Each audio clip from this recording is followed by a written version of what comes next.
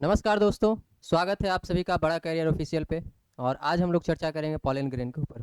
पिछले क्लास में जाने थे कि पॉलन ग्रेन कैसे बनता है, कहाँ बनता है। ठीक है, तो आज हम लोग चर्चा करेंगे किस पे।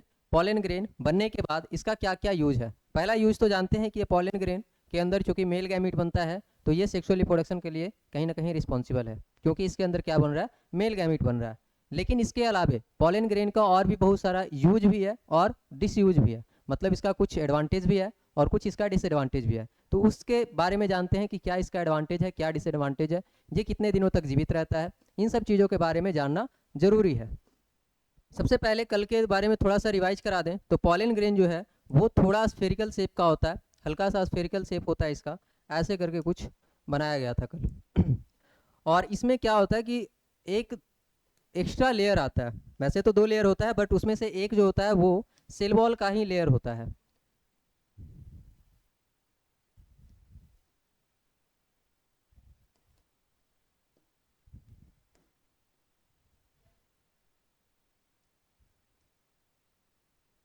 इसका ये सेल मेम्ब्रेन है सबसे अंदर वाला जो येलो कलर से इसको सेल मेम्ब्रेन को ना कुछ दूसरा कलर से दिखा देते हैं।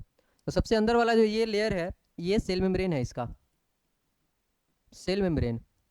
उसके बाहर जो येलो कलर का लेयर दिख रहा है वो उसका सेल वॉल है, बट सेल वॉल ना कह के यहाँ पे इसका दूसरा नाम देते हैं। इसको कहते हैं इंटाइन। ये क्या है, इंटाइन है। इसके बाहर एक और लेयर आता है, इसके बाहर एक और लेयर आता है जो कि थोड़ी मोटी होती है।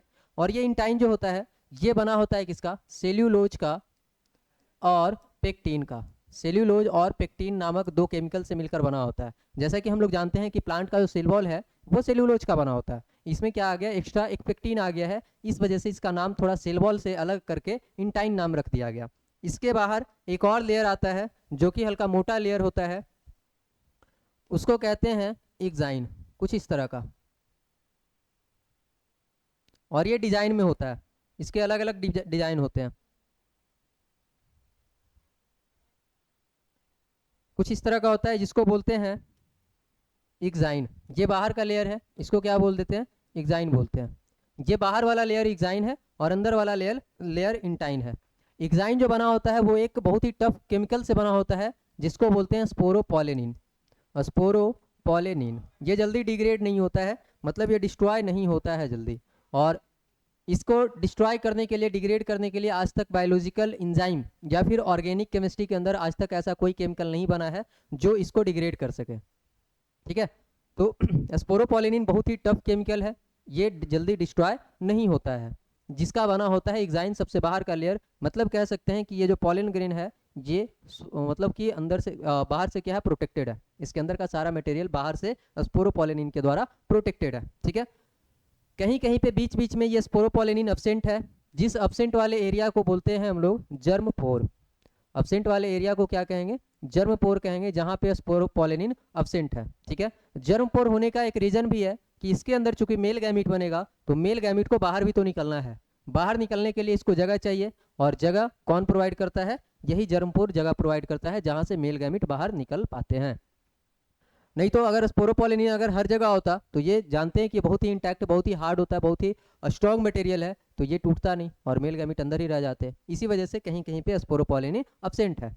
ठीक है, और उस अब्सेंट वाले एरिया को बोलते हैं जर्मपोर। इसके अंदर दो सेल होते हैं। ये जो पॉलन ग्रेन बनाया गया है इस पॉलन ग्रेन के अंदर दो सेल होते हैं, एक छोटा सा सेल होता है और एक बड़ा सा सेल होता है। यहाँ पर जो छोटा सेल दिखाई दे रहा है ये छोटे सेल को बोलते हैं, इस छोटे सेल को बोलते हैं जेनरेटिव सेल। जेनरेटिव सेल, छोटे वाले सेल को जेनरेटिव सेल कहते हैं, और बड़ा जो सेल है जिसके अंदर बड़ा सा न्यूक्लियस होता है इरेगुलर साइज का, इरेगुलर शेप का, उसको बोलते हैं वेजिटेटिव सेल। और जेनरेटिव सेल जो है छोटा है और इसी के अंदर फ्लोट करते हुए होता है। वेजिटेटिव सॉरी जेनरेटिव सेल जो है वो वेजिटेटिव सेल में फ्लोट करता है, क्योंकि जेनरेटिव सेल छोटा है और इसके साइटोप्लाज्म में ही, इसका जो साइटोप्लाज्म है इसी में ये फ्लोट करता हुआ होता है जेनरेटिव सेल। ठीक है, जेनरेटिव सेल का काम बताया गया कि ये क्या बनाता है, ये प्रोड्यूस करता है दो मेल गैमिट। ये क्या प्रोड्यूस करता है, प्रोड्यूस टू मेल गैमिट। ये दो मेल गैमिट को बनाता है, प्रोड्यूस टू मेल गैमिट।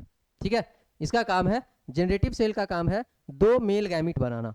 ठीक, और यहाँ पे वेजिटेटिव सेल जो है ये क्या करता है, प्रोवाइड न्यूट्रिशन, ये न्यूट्रिशन प्रोवाइड करता है। किसको न्यूट्रिशन प्रोवाइड करेगा? जो मेल गैमीट बना रहे हैं, या फिर मेल गैमीट बनने के बाद उसको और प्रोड्यूस न्यूट्रिशन प्रोवाइड करता है। प्रोवाइड न्यूट्रिशन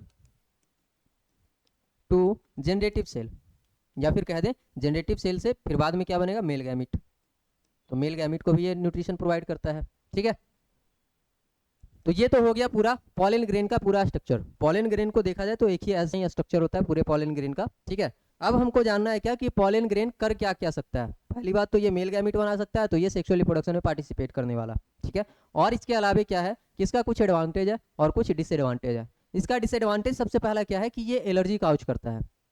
एलर्जी, जैसे कि हम लोग जानते हैं कि कहीं पे अनजान जगह पे चले जाते हैं जहाँ से हम परिचित नहीं है, वहाँ पे कुछ वहाँ का धूल कण, वहाँ का पानी सूट नहीं करता, हवा सूट नहीं करता, तो क्या होता है हम लोग को छींक आने लगता है, खांसी सर्दी होने लगता है। तो वही क्या है? एलर्जी है। एलर्जी का मतलब है कि हमारा बॉडी किसी चीज़ के प्रति एक्साग्रेटेड रिस्पॉन्स दे, मतलब उसको बढ़ चढ़ कर दिखाए, हमारे बॉडी उसका रिस्पॉन्स करे, तो यही क्या कहलाता है? एलर्जी कहलाता है। जैसे कहीं पे धूल कण में चले जाते हैं तो छींक आने लगती है, मतलब वो धूल कण क्या कर रहा है? हमारे बॉडी में कुछ इरिटेशन काउज कर रहा है, जिसकी वजह से हमें छींक आने लगी, उसका रिस्पॉन्स हमारा बॉडी दिखाना शुरू कर दिया। तो यही क्या है? एलर्जी है। और एलर्जी जो है वो कौन काउज कर रहा है? पॉलन ग्रेन भी एलर्जी काउज करता है, क्योंकि ये डस्ट पार्टिकल जैसा ही तो होता है। पॉलन ग्रेन जो है पाउडरी डस्ट पार्टिकल जैसा ही होता है, इसी वजह से ये क्या काउज करता है? एलर्जी काउज करता है। ठीक है, तो सबसे पहली बात जान लिया कि ये एलर्जी काउज कर रहा है, ये इसका डिसएडवांटेज है। यहाँ पे पॉलन एलर्जी, और इसमें से एक एग्जाम्पल दे रखा है एनसीईआरटी में, पार्थेनियम का एग्जाम्पल है, जिसको हम लोग कैरोट ग्रास के नाम से भी जानते हैं। ये हमारे यहाँ का प्लांट नहीं है। कैरेट ग्रास जो है, पार्थेनियम जो है, हमारे यहाँ का प्लांट नहीं है, हमारे यहाँ किसी वजह से चला आया था। ठीक है, ये शायद साउथ अफ्रीका या अमेरिका से आया था ये पार्थेनियम प्लांट। ठीक है, ये हमारे यहाँ का नेटिव प्लांट नहीं है। जब ये आया था तो इसका जो पॉलन ग्रेन है ना, ये बहुत ज़्यादा एलर्जी काउज करता है, और पॉलन एलर्जी होने की वजह से हमें क्रॉनिक रेस्पिरेटरी डिसऑर्डर भी हो सकते हैं।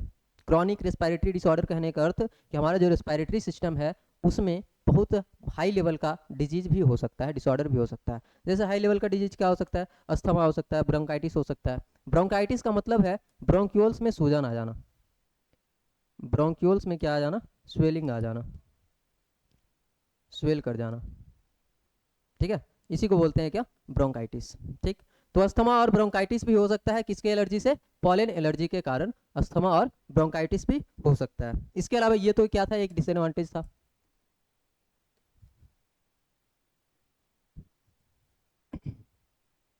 इसका कुछ एडवांटेज भी है। एडवांटेज क्या है कि इसको लोग फूड सप्लीमेंट के रूप में यूज करते हैं, क्योंकि इसके अंदर हाईली न्यूट्रिटिव सब्सटेंस भरे होते हैं।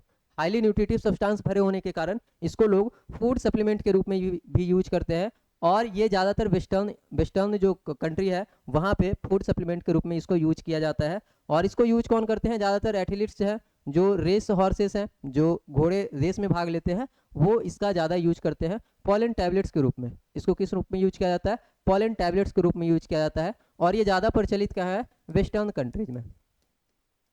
वेस्टर्न कंट्रीज में ये ज़्यादा प्रचलित है। ठीक है, एथलीट्स वो होते हैं ना जो स्पोर्ट्स पर्सन होते हैं, जो भाग दौड़ वाला, मतलब ज़्यादा खेल कूद वाला पार्टिसिपेट करते हैं। जैसे एक क्रिकेटर हो गया, वो एक एथलीट हो जाएगा, फुटबॉलर हो गया, एथलीट हो जाएगा। ठीक है, तो वो सब जो स्पोर्ट्स पर्सन होते हैं, जो भाग दौड़ वाला खेल करते हैं, उनको एथलीट्स बोला जाता है। ठीक है, और वो सारे ये पॉलन ग्रेन का यूज कर सकते हैं, पॉलन टैबलेट का यूज कर सकते हैं, क्योंकि ये हाईली न्यूट्रिटिव होता है। पॉलन ग्रेन जो होता है वो हाईली न्यूट्रिटिव होता है। और हमारे इंडिया में अभी ज़्यादातर इसका यूज नहीं है फूड सप्लीमेंट के रूप में, ये ज़्यादातर अभी वेस्टर्न कंट्रीज में भी यूज किया जा रहा है अभी। ठीक है, इसका और क्या है? अब इसके वायबिलिटी के बारे में जानते हैं कि ये जिंदा कितने दिन तक रहता है। वायबिलिटी ऑफ पॉलन ग्रेन, ये जिंदा कितने दिन तक रहता है? तो कुछ मिनट से लेकर कुछ महीनों तक इसका वायबिलिटी है, लाइफ स्पान है। लेकिन इसको हम सालों साल तक भी जीवित रख सकते हैं।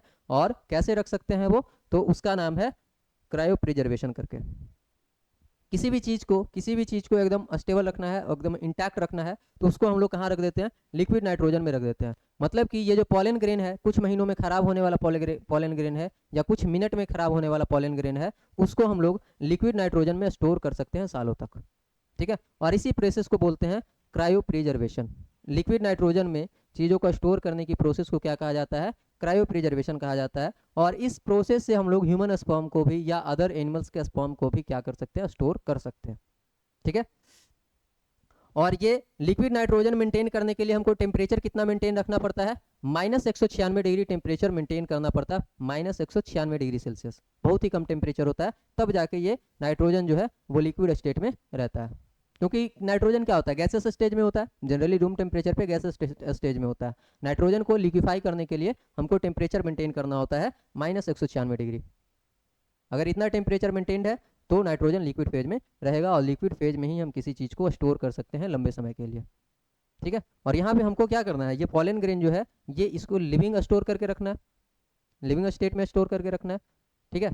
इसीलिए हमको नाइट्रोजन, लिक्विड नाइट्रोजन की आवश्यकता पड़ती है। जैसे यहाँ पे कुछ एग्जाम्पल एनसीईआरटी में दे रखा है कि कुछ ऐसे जो है आधे घंटे के लिए, कितने मतलब 30 मिनट के लिए कुछ ऐसे प्लांट हैं उसका पॉलन ग्रेन 30 मिनट में ही क्या हो जाता है, खत्म हो जाता है, ठीक है।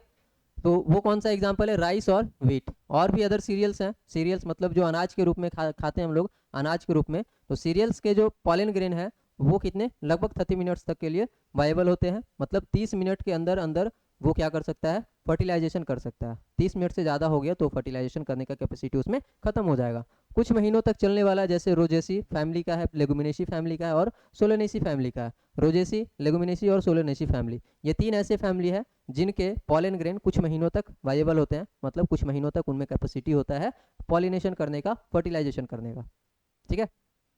और भी कुछ बहुत सारा एग्जाम्पल होगा, ये कुछ एग्जाम्पल दे रखा है एनसीईआरटी में जो हमने डिस्कस किया।